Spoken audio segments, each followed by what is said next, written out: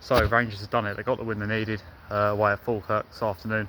Massive result going into the split now. All of the top three having won this weekend now. Now Falkirk, sorry, not an easy place to go this season. Top six finish themselves, in fact. So Rangers going there were, the pressure was on them.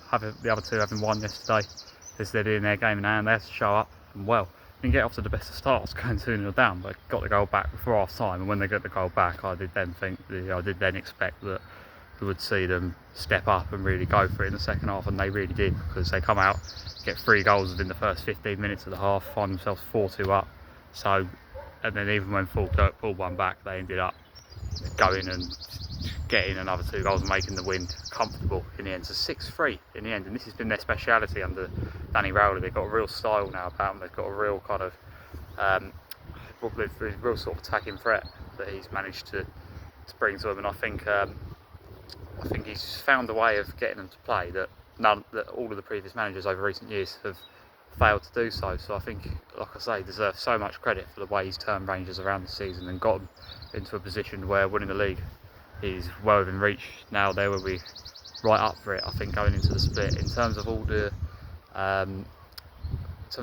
top three at the moment, they're probably on the best form, and they're definitely scoring the most goals and bringing the most attacking threat as of now. In terms of the other two, though, Hearts yesterday as well, massive for them, really, to win in the way they did. They went 1-0 down in that second half, actually, at home to Motherwell. And after the result last week, they needed a response if they wanted to keep hold of the first place in the league. They've currently got the 1 point lead at the top, which they've kept intact going into the final 6 playoff matches. But sort of cagey start, very cagey from what I could tell. Looked really tight until Motherwell found the breakthrough. They did get the goal and they did get back into it, and from there you're thinking, okay, they've got the goal when they're really under pressure.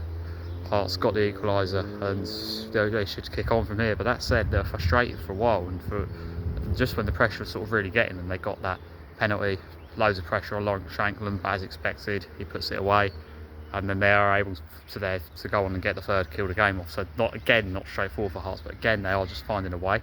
And that's been the key all season, particularly in the second half of the season, where the games have got harder, and it has, it's not been as plain sailing as it was in that first half of the season.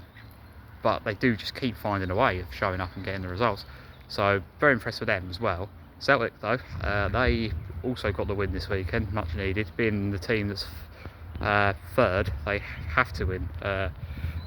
Just to keep the pressure on the top two, can't afford the slip-ups, and scored quite early on, home to St Mirren, who are a team that have given them problems as well before, a team that beat them, in fact, in the League Cup final this year. They play them again in the other cup semi-final in a couple of weeks. It's a strange season for St Mirren, in fact. Actually, they're fighting to avoid relegation, the relegation playoff place, but they've shown up in the cups. But the league form's been a lot worse than what we used to over recent years. They've been in this top 6 recently, so it's strange. But that said, they are a team that's caused Celtic problems before, so Celtic just needed to get the job done. They did, scored early and was able to shut them out for the rest of the game, hold on to the 1-0 lead. So three very different games over the course of this weekend for those 3 teams that are top at the moment. Now, what I am interested in as well is some of the fixtures or the order of some of the fixtures that we've got coming up. The times that these teams are playing each other, the top 3, because that still could well just decide this season. The fact that all of them have won this weekend, no one slips up coming into this final set of matches, or it's Celtic have got a real chance here to still take charge of this, seeing as they play both Rangers and Rangers and Hearts at Celtic Park. That could be massive for them, especially seeing as the Hearts game, the final day of the season. That could be massive, that could be huge. There's still Hearts have got a game at home against Rangers as well, so Rangers got both games away from home. That's tough. Celtic have got both at home. That works nicely for them, whereas Hearts have got one at home, one away from home. So interesting stuff. That could be some great games coming up. It's good to see this it looking like this come the end of the season. This league, it's always been a good league. It's always been entertaining, but it's not been like this in many years. So the fact that we've got this incredible title race this season will do this league the world of good. Just because a lot more people, I feel, will be invested in this now this year. The fact that there seems to be a real story in this title race. If Hearts win it, obviously that'll be a massive story. That'll be the biggest story, seeing as they haven't won it in so long, and they haven't. No one else has won it but Rangers and Celtic in all those years. But Rangers, there'll be a real story of Rangers as well. The way they've come, if they are to go on and win it, the way they've come back, the way they've sort of kicked on under Rowley, and the way he's turned it around there.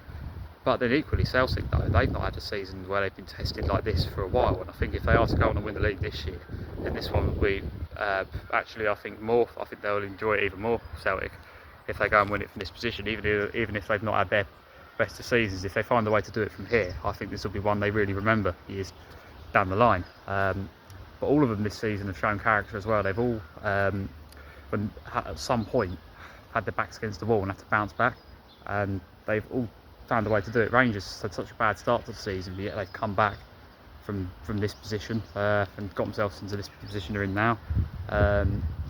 Every time Hearts lose a match or fail to win a game that they expected to win, like last week against Livingstone, every single time they respond and they win the next game.